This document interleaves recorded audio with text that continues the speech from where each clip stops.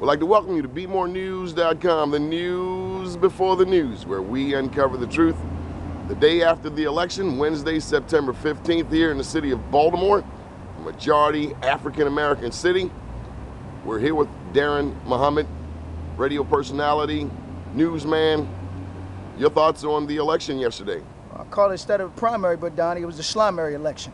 We clearly saw the big sit-down, and not the big sit-down that the Native Americans have talked about and black leadership have talked about around the country, but a sit-down on African-American, in particular, one African-American woman who hails or holds the highest position as it relates to the state's attorney's office in the city of Baltimore, Ms. Patricia Jessamine. We clearly saw a sit-down by the black political leadership and the white political leadership of the Democratic Party on that race between Mrs. Jessamine and her opponent, Greg Bernstein.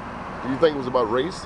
Oh, it was about race, it was about gender, it was about class, it was about creed, it was about ethics, it was about integrity, it was about our ancestors, about our past, about our present, and about the future of Baltimore City. So it was all of that and much more. Voter turnout, poor? Voter turnout was brisk. I can't say it was poor, but I've heard the propaganda from the media, but this is why black media and what you do is so important, so that we can really get the count and so that we can show our people what happens to their vote from the time they pull that lever to the time that the votes are supposed to be brought downtown and then counted, and we haven't had no transparency with that issue. Okay, and that brings us to the issue du jour, the issue of the late afternoon, evening.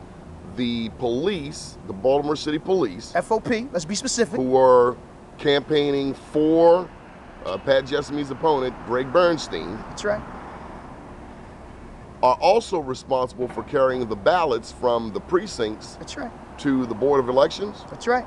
And I understand that some ballots were missing. Some ballots were missing. It's been over 24 hours before these ballots were located. So nobody has asked from the news media, to my knowledge, to Commissioner Bill Field or Bernstein, or the head of the FOP, Bob Cherry, or to Mr. Armstead Jones, where were these ballots, since we know that there's supposed to be 3 copies. One is supposed to be there at the polling place, and one is, of course, is supposed to go, or the other 2 are supposed to come downtown, and then they're supposed to go to City Clerk Frank Conaway. No word from any black leaders? No word from any black leaders, any black preachers, or any white leadership in the city regarding what happened and what we've seen over the past 24 hours. Well, isn't this wrong? Oh, it's clearly wrong. It's a crime against those citizens of the city who clearly want to see the democratic process work its way through the way it's supposed to work in other cities around the country. But only here in Baltimore that we become the laughingstock of the country once again. Any final thoughts on yesterday's election? Well, it was a sham, and we clearly have to say to those who did not stand for not just Ms. Jessamine, but stand so the citizens' rights could be seen, could be heard, could be observed, and could be carried out, that come November, we shall remember. Well, let me just ask you this one last thing on the election. Were you surprised to see not only a Warren Brown, but also a lot of black people come out against Patricia Jessamine, including an 11th hour statement by noted attorney Billy Murphy? Well, let's be clear, as we talked about the history of Greg Bernstein, who was a mystery for many of us, but if we've found out that he is the son-in-law of the former comptroller of the state of Maryland, Louis Goldstein. And we know that's old money, and old money goes a long way, and we know that in the past that we've had black elected officials and prominent blacks who could be bought and sold for a small price. And obviously, this may be one of the issues that we saw with attorney Billy Murphy and attorney Warren Brown, and God knows whoever else was offered something as it relates to either standing down on their support of Ms. Jessamine or not coming forward openly with their support of Ms. Jessamine. And if none of them who were senators or delegates had any real opposition, then why didn't they throw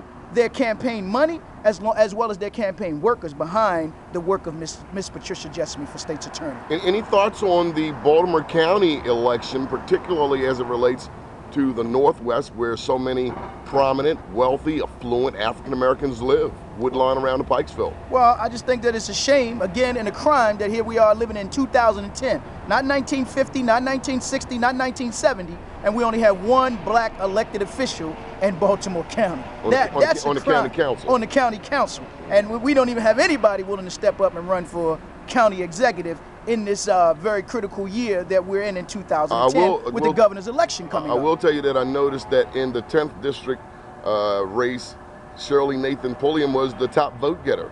Oh, that's originally from Baltimore City, Originally from Baltimore redistricting City, out right, to right. the county. That's right. And of Jamaican descent. So big ups to Shirley Nathan Pulliam. The Ken Harris trial. We're down here at the Mitchell Courthouse East. You've been following the trial of our late brother from Dunbar. That's right. Dunbar High School, also Baltimore City Councilman. What's been going on? Well, for those of us who have followed this from its beginning, from its inception, when our brother was murdered, and have listened to Brother Muhammad, we've clearly said that we never thought that the police had the real shooters, that these were just some fall guys. So these young African-American guys you don't think did it? Absolutely not. Let me give you an example. I was in court yesterday. Keith Covington, the owner of the Havens Lounge, was on the stand. One of the defense attorneys, Mr. Silverstein, clearly said to Mr. Covington, as we were watching the videotape of the robbers that were inside of the Havens Lounge, because they have surveillance inside of the Havens Lounge, he said to Mr. Covington, he said, "How tall are you?" And Mr. Covington said, "I'm 6'10". He said, "The robber that's holding the gun to your head is much taller than you." When you see these young men, as we've seen video footage of these young men, not one of these young men are 6'5", 6'6", 6'7", 6'8", 6'9", 6'10", They look like 5'10" or so? Right, 5'10", maybe smaller than that. And so there's been too many stories, too many holes in the story of Mr. Covington. One other story I want to share with you with Mr. Covington yesterday, as we watched the surveillance videotape, was that he had a jacket on when he was taken back inside by the robbers, but by the time the videotape rolled, Mr. Covington took his jacket off and had his jacket neatly folded up over his chair. Now, who robs a business and give you time to take your jacket off and neatly fold your jacket up? So there's a lot of holes in Mr. Covington's stories that just don't seem to add up. Now, Mr. Covington was the one who supposedly invited Ken down. He was supposedly the one that, well, he said Ken stopped by to use the bathroom and to get a corkscrew, and then to introduce him to the woman who was in the car. But wouldn't you think that Ken would bring the woman inside if he wanted to introduce this woman to Mr. Covington? Not leave the woman in the car at 12:30 or 1 o'clock in the morning or 1:30 in the morning, because we were told that Ken was at another establishment. Well, from the woman that they brought to court as a witness, her name was Monica Foreman Robinson. But I'm clear from all my sources that this was not the woman, but this woman was clearly given a script. And this woman said that she knew Ken from City College, and you and I just said that Ken never went to City College. He went to Paul Launch Dunbar Community High School. Dunbar Community High School, 1400 Orleans Street. Okay, months ago when it happened, I understood that there was a woman related to a police officer. Clearly, this woman who they had on the stand yesterday said that she was married then and she's now divorced, and that husband works in law enforcement. He called me the day she was on the stand that evening, to say that he works in law enforcement, he's a federal officer. I said, well, why would you wait 2 years to contact me as a member of the media? Why didn't you come forward 2 years ago when Ken Harris was murdered? What's the sense on the street? That the Ken Harris murder was a hit? That it was a hit. It was a political hit. It was an assassination. And this is why there was no reward money put up by any of the political leadership in the city of Baltimore. None of the ministers put up any money. But everybody showed up at his funeral. Oh, they all do that. You know, you know what they say, the criminals always return to the scene of the crime. You know, and that was the other interesting part. Everybody came to the funeral, except for the mayor, Sheila Dixon, except for Council President Jack Young. So, I mean, I got to add that. I hope you don't edit it, but I had to add that clip. But none of them put up any significant reward money. We all like incentives when it comes to coming forward to share what it is that we know.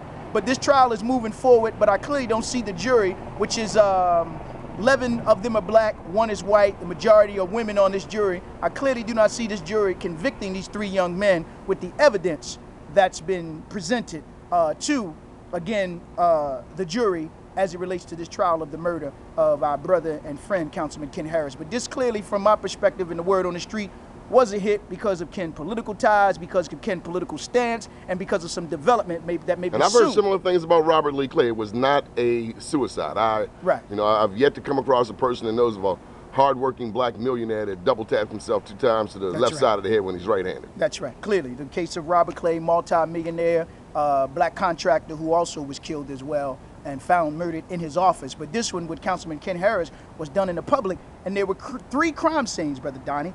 1 inside of the Havens Lounge, 2 outside of the Havens Lounge. From the car, and then, of course, from the spot where they were first accosted by the 4 robbers, but now Covington after 2 years, is now trying to change his story and say that there weren't 4 robbers, but there were 3 robbers. Okay, we got to wrap this up. Thank you, Daren Muhammad.